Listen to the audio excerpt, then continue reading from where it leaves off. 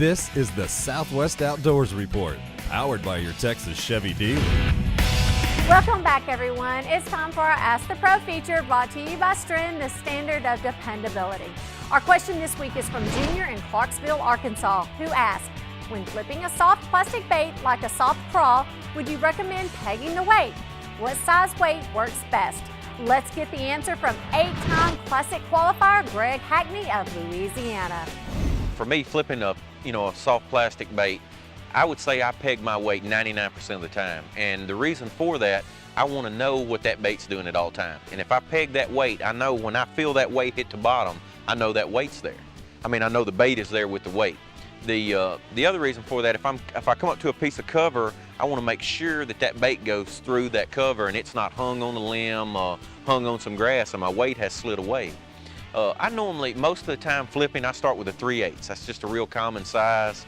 I can either go down a little bit or go heavier depending on the conditions, but I would say a 3/8 would be my #1 pick, just to start off with, not knowing what I need actually. Thank you, Greg. If you do have a question for one of the pros, just visit our website at southwestoutdoorsreport.com. Click on the Stren Ask the Pro link and send us your information. Now let's get you back to Barry for our Whataburger Big Catch of the Week. Our question this week is from Eric in San Antonio, who would like to know, how do you find out where the fish are when your lake is overwhelmed with thick hydrilla? For the answer, let's ask 6-time Classic qualifier Jeff Creed of Oklahoma. When I fish a lake like let's say Sam Rayburn or something like that, hydrilla is where you're going to catch them. So what you need to look for in a hydrilla, as well as anything on a lake, you need to look for irregularities. I'll look for points of grass or little indentions in the grass. Those are great places to start. So, start on the points and work those little guts that go in there. And they're generally always on the points or the guts. Always look for the freshest, greenest grass you can find too. Don't fish brown, dying grass. That's not the deal. So run around the lake, find the healthiest grass, key on the irregularities.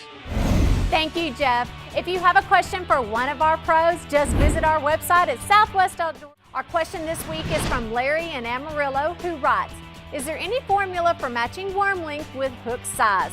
For the answer, here's 8-time Classic qualifier Kelly Jordan of Texas. There is no hard and fast way to match the hook size to a soft plastic bait. You don't want your hook to overpower your bait. At the same time, you want it to be as close to as big as you can get most of the time to be able to have a better hookup ratio or hold on to a really big bass should you get that big bite. For a general rule, 10-inch worm, I'll use a 5/0 offset shank hook.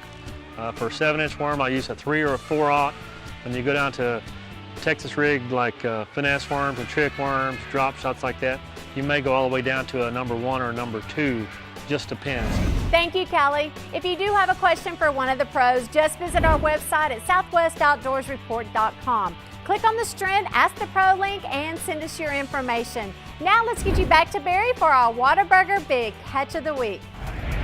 This week on the Big Catch of the Week, our big fish photo comes to us from Johnny Ward of Paris, Texas, who's shown here with a gigantic 58-pound blue catfish.